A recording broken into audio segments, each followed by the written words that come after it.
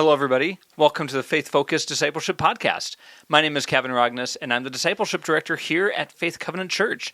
I just want to remind you to make sure you subscribe to make sure you don't miss anything, and also to leave us a review to let us know how we're doing.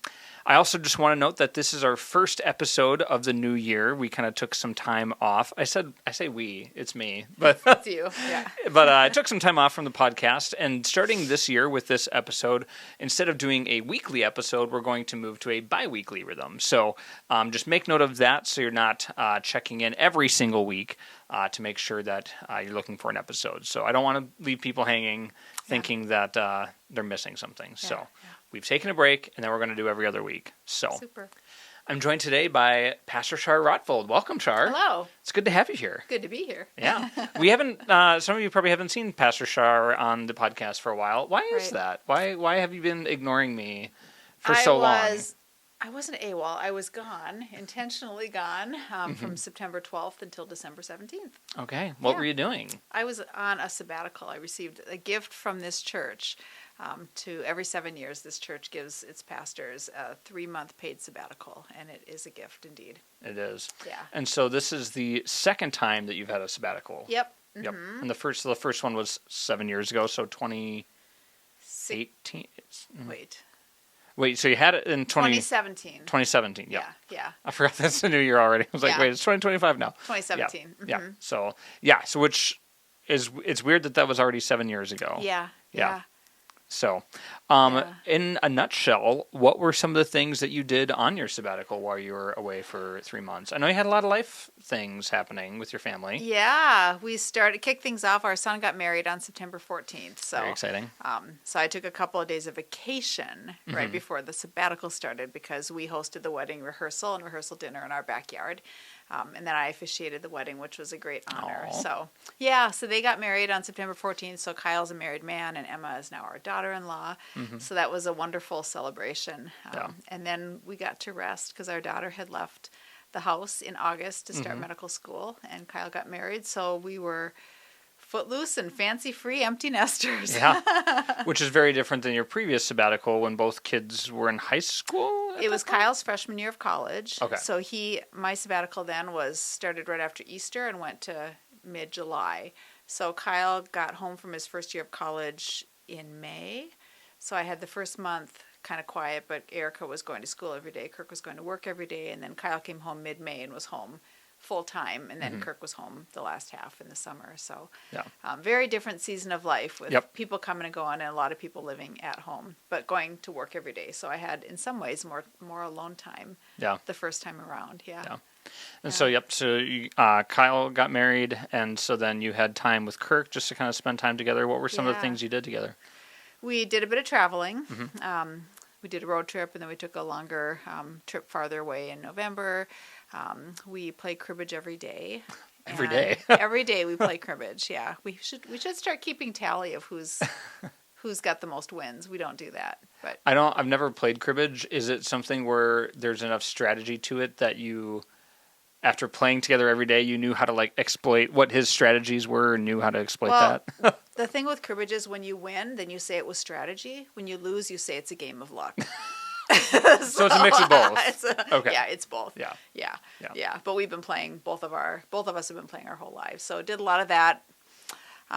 Took a lot of walks. I did some running. We just played together and hung out together and enjoyed. Kirk spent some time in the garage, so I got a little bit of quiet time. It was a little bit different having him home full time, so we had wonderful time together. Because Kirk is retired now versus the last sabbatical when he was still working. Yeah, he's mostly retired. He works on Wednesdays, so Wednesdays I had a bit of time by myself with the dog. But yeah, it was great. Yeah, that sounds like a wonderful, wonderful rest. So we've touched a little bit on some of the differences from your previous sabbatical. What are some other differences that you noticed between the two different sabbaticals in 2017 versus 2024? Yeah. Well, I was thinking about that too because I started my first sabbatical with 5 days at a cabin by myself, a cabin in the woods. I took my dog with me. But we just went away. I didn't make it the 5 days, which is a different story. But I did start it intentionally by getting away, and I didn't have any of that intentional me time this time around, but I had a lot of we time with Kirk. I did some intentional reading this time, and I didn't do that last time. So I read 3 books, one a month, and I read them in order, and they were just fantastic. I would recommend all of them to anybody, and especially if you have a sabbatical coming, I'd say read these 3 in order. The first one was called Anonymous. Okay. So it's Anonymous: Jesus' hidden years and yours. So the years before Jesus' public ministry started at age 30, they weren't just empty years. They were they were fruitful, developing, growing, deepening years that were preparing him for his years of ministry. So that was really helpful, because I went from a season of a very public facing position and job to an anonymous season where we were just home and traveling anonymously. So that was good. And then I read a book called Sacred Rest, which is written by a female medical professional. So it was a Christian. So it was a beautiful mix of Are you going to join your daughter at medical school, or? No. But I did send her a few excerpts from that. But the physical benefits of rest. So that was just good. Like, she had shared conversations she has had with patients who come in with physical ailments, and many of them are due to a lack of rest. Wow. So there was one interesting thing I learned in that. So I'm an introvert, and my work has me being extroverted a lot. Yep. So I fully enjoyed being a hermit much of my sabbatical, just hermiting in my house and reading. And but she talks about different kinds of rest in this book, and one of the kinds of rest is social rest. And this was new to me. Social rest isn't the absence of people. It's being with people who are life-giving for you, who are easy to be around. So you can rest socially with a handful of people that you are... So you got away from me. Totally at ease with. I contacted you a few times. Yes, there was one point where, when she was further away in a very different time zone, she texted me, and I woke up, and I had gotten a text from her at like 3 a.m. I was like, what is Char doing texting me that early? And I was like, oh, wait, she's in a very different time zone. My bad. It didn't wake me up, so I didn't mind at all, but I was just like, Char's not a stay up late kind of person. No, she's not. Yeah. So that was interesting, these different types of rest and what a different way to frame rest. Like another piece of that, physical rest. For me, I receive physical rest when I'm exercising. Oh, yeah. Which I was like, oh, that makes sense. I hadn't thought of that before, but some people, resting physically means taking a nap or just sitting. For me, when I go out on a run or go for a hike, that for me is physically restful. So that was encouraging and affirming. No, the body needs to move in certain ways to actually create the need for rest. Yeah. It's really interesting That stuff. was helpful, The third book I read was called Invitation to Retreat by Ruth Haley Barton. And of any book I've read in the last 20 years, I've turned over more corners in that book by far. Probably every third page, I would say, in this lengthy book is turned over the corner. She's a wonderful writer. So good. Yeah. It was so good. Yeah. About spending time with God. Yeah. Yeah. Really good. And then, as I was kind of listening to this, I'm kind of curious, like, what was different between the 2 sabbaticals about leading into the sabbatical, like seasons of life, and what were some of the work things that were different? Because I remember when the first sabbatical started, it was shortly after, maybe not shortly after, but after you had kind of spent time kind of leading staff before we had, before Pastor Brad Kindle came on to lead. So it was kind of after a lot of intensive workload type things. Yeah, that's true. I was actually eligible for my first sabbatical the year that Brad came. Okay. February 1st of whatever year that was, 9 years ago, I think. Yeah, 2016 it was, so I was eligible for a sabbatical that year, and I remember he and I talked about that shortly after he came. He said, "You want a sabbatical?" And I did not feel right in my spirit about that. I thought, he's just landing. He doesn't know people here and systems here and rhythms here. So I told him I just wanted to be available to him the first year. So I waited a year and took my sabbatical the year after. And that was a different kind of rest. On the home front, things weren't busy. It didn't seem as busy maybe in that way, but this year was just different. We had a wedding in Germany we went to in 2024, and a wedding in Seattle, our nephews in August, and Erica's starting medical school, and we just had a lot going on in our family, and then Kyle's wedding, obviously getting ready for that. So we felt really busy at home, and I was finishing up a seminary certificate program that I finished up the end of July last year. So there was a lot a lot with our family. Not bad, all good stuff, good but stuff. Just a lot. Time consuming stuff. Yeah, time consuming, thought consuming, financially consuming things in 2024. So it felt like just a break. Like all the calendar was clear. We could do whatever we wanted. We could do nothing. We could do all the things, and it just was a peaceful time. And I'd also heard that sometimes after big events, personally, people can have a letdown, or when all of a sudden it gets quiet, that can be a difficult thing when the nest empties, or after a wedding, and I wasn't worried about that, but I thought, well, this will be nice, that we'll start our quiet empty nest season in a special way. Yeah. Yeah. Yeah. Yeah. So during this time, so it was a 3-month sabbatical, what would you say were some of the things that you learned or gained from the sabbatical? Yeah. Well, it was a treat to untangle. I keep having this as the image. Like I've been at Faith Covenant for almost 31 years. So in 31 years, my life and worship and couple life and small group and friendships and work all is just entangled. Not bad, just all kind of tied together around the same place, interconnected. Yeah. So to be able to just untangle and set aside Faith Covenant stuff for 3 months and just be a follower of Christ, be Jesus's girl and Kirk's wife and mother and mother-in-law and daughter and neighbor, and just to be me with God was just refreshing. I lingered for a long time in my devotions in the morning. I would just sit, and I didn't have anywhere to be, and I didn't have to hop in the shower to head out somewhere every day. And so yeah, that was really good.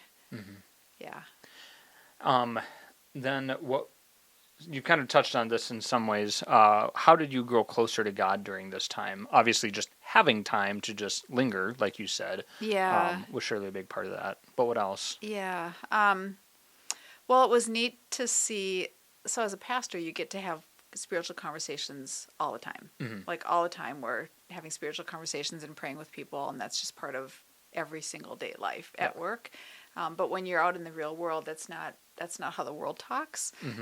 So it was really, I noticed differently moments of like ministry moments and God moments in the world. Like I got to have a really meaningful conversation with a neighbor, and got to pray with a neighbor in the street in front of our house. Yeah. And that was new. And there's been fruit from that since. So that was just a sweet conversation. Another neighbor too, not quite to that degree, but, and then even in our travels, seeing God in unique places and having just little snippets of conversation or overhearing something or noticing God in other places outside of a work setting or a ministry setting or a church setting.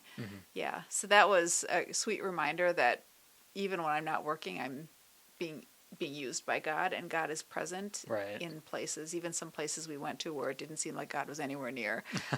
There's still evidence of him there. So I think another recurring phrase that I have was Jesus is enough. Jesus is enough. I can be anonymous. I can be holed up in my house. I can be a hermit, and that part never changes. Who I am doesn't ever change. Yeah. So that was just resting in that was pretty sweet. Yeah. Kind of taking your spiritual life away from your work life, because I know for me sometimes I kind of realize I'm kind of combining the two, which again isn't necessarily a bad thing, but it's like, no, even if I weren't to work in church anymore or in ministry and I got a secular job again, I would still be just as much a Christ follower. Right. Yeah. Right. Yeah. Yeah. Yeah. And then the last question I have, how do you think, or how will your ministry be changed as a result of the sabbatical? That's a good question. One, I'm trying to figure out how to word this. So a lot of our time and energy is spent on staff, not all of it, but a lot of it, planning programs and the Sunday morning experience. Classes on Sundays, worship on Sundays. We spend a good amount of time being intentional about that. But I was away from that for 3 months and was just reminded again and again and again that not that we do this, but the phrase playing church came to mind. Like, we're not here just to put on a service on a Sunday morning. We're not here to, I mean, that's an hour of our week, and there's 167 other hours of the week where we get to live our faith. And that's really the purpose of our call as pastors is to give people to connect people with God, and demonstrate, model, encourage, foster, equip people to have that relationship with Jesus the other 167 hours of the week, that they live their faith, that we live our faith outside of the hour we spend on a Sunday morning at church. So the goal isn't to get people to church on Sunday. The goal is to create people. No, the goal is for people at Faith Covenant to be the church and be followers of Christ in every aspect of their life. Yeah. So the word Christian isn't just worn as a check. I go to church a couple times a year. I'm sure I'm a Christian. Yeah. I'm not Muslim. I'm not Buddhist. I'm not atheist. Sure, I'm a Christian. Yeah. Yet I don't go to church much. I don't read my Bible. I don't pray. I don't, all the things that don't make you a follower of Christ, but they're fruit. They're evidence of a heart that desires to follow the Lord. Right. So, yeah, creating disciples who make disciples, really, that's not a surprise to anyone listening, hopefully. But that's really the point. It's not to get good churchgoers on Sundays. Yeah. So, yeah. It's a Well, passion at the moment. No, and that's great. And that's, we need that. And so I'm really glad just to have you back and to see how rested and energized you are. I talked to Kirk briefly one day during your sabbatical, because he stopped in to grab a devotional or something. And he mentioned something like, he's like, it's kind of a nice taste of when she's retired, because then we can both just kind of hang out and both be home. I'm like, but you got to send her back. Like, she's coming back, right? He's like, oh yeah, she's ready to go back. Like, she'll be glad to be there. But he was like, I'm ready for her to be retired too. Yeah. That is another sense of. And you have many years before you do. You have at least 20 more years before you retire. I'll be 57, so not 20 years, but that was an interesting progression, because I really enjoyed not working for a season, but I also knew that season was just a season, and I didn't settle into.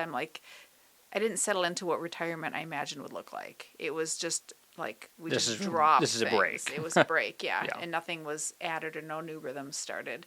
But until the week, sometime in the week before I came back, I wasn't feeling quite ready to return.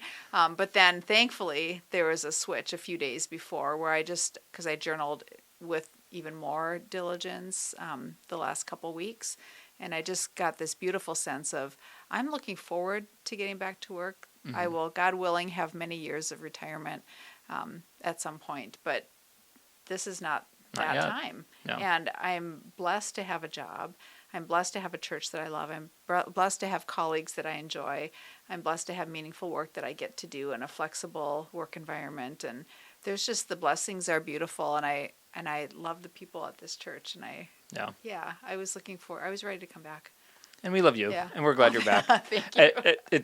It's funny though, because like I did get kind of used to not seeing you. So like now when I see you, I saw you last night during some of the Wednesday night stuff, and I was like, oh right, Char's back. Yeah.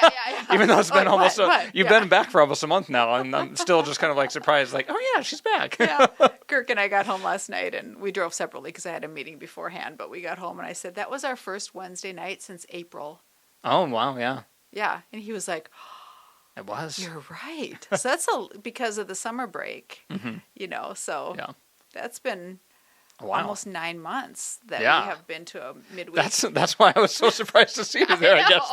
Yeah, but I haven't seen you on a Wednesday night since April. Wow. Yeah, that was a revelation to us last night. Yeah, that makes more sense now why I was confused to see you. Yeah. So, well, I was glad to see you. Yeah, okay. And I do want to say, too, like, there's a lot of biblical precedent for this kind of sabbatical rest. Like, there is so much in the Old Testament about taking significant breaks every 7 years. And, there's just a lot of beautiful precedent for that. So it's not necessarily like a magic number or a thing that's required. Not all churches offer it. Not all denominations offer it or encourage it even. Some encourage their pastors to just kind of go, go, go, go. And that's what creates burnout and problems. So it's a really big blessing for our pastors, for Pastor Char and Pastor Brad, that they get to do that. And I'm glad that we have a congregation that encourages that. Me too. Thank you. Not all churches do that. And you see some of the negative fruit that comes out of that. So Yeah. Well, we are very glad to have Char back, and I'm sure we'll have her on the podcast again to talk about what do you want to talk about next in 2 weeks from now? In 2 weeks? Oh, gosh. I don't think I'll be here that day. No, I'm kidding. No. Oh, well, you are going to be gone next week for a conference. But anyway, thank you so much for watching. Thank you so much for being part of a congregation that is willing to give our pastors a break. And we just hope that you have a wonderful and blessed day.